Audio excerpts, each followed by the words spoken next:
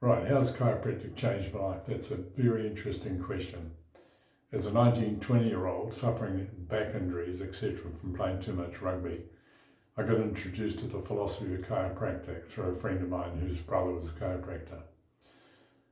Talking to him and asking many questions, it suddenly dawned on me that the human body is a self-healing thing, and it was up to us as individuals to take responsibility for our own health, which then resulted in me going up to chiropractic college. And it made me realise and understand that health is a long lifetime thing that individuals have to take care of themselves.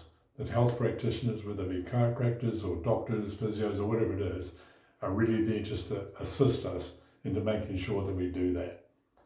And what I mean by that is we need to look at the basics of good health as a preventative measure, not as an ambulance at the bottom of the cliff, but a fence at the top.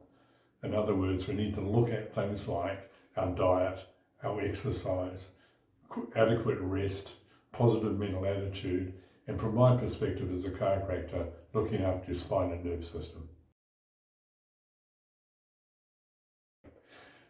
Another interesting question highlights over 50 years I've been involved in my profession.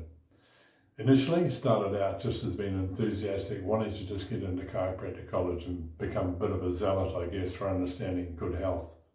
But it morphed and evolved into much more than that. Apart from private clinical practice where you get to see many people, many individual problems and all that sort of thing, problem solving, I also got interested in the greater part of our profession and its overall thing, from our association to our board to our, and the ultimate thing which I got involved in was setting up a chiropractic college here in Auckland. So that took quite a bit of my time, but I think what it's done is it's helped to evolve this profession in New Zealand from what it was 50 years ago with maybe 150 to 200 practitioners to close on 800 or 900 now in the country.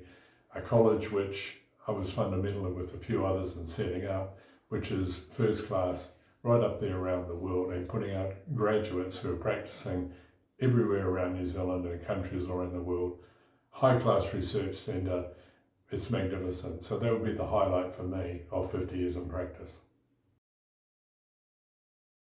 What would be my advice to people? After being on the planet for 75 years and the last 50 of them, 55 years being involved in this profession, really it's quite simple. It's the old KISS principle, keep it simple, stupid. Health is really quite easy if we understand and believe, or not believe really, realise that our body is capable of looking after itself. It is a self-healing thing. However, you do have to do the right things to look after it. So I go back to those 5 things I said before. Number 1, you have to eat properly. You have to think about your diet. Number 2, you have to look at exercise. You have to do things which keep you active, keep you moving, but whatever it is that you enjoy. There's no right or wrong with things. Number 3, we've got to get adequate rest. That's important. Everybody's different. You work it out for yourselves. A big one for me is our mental attitude.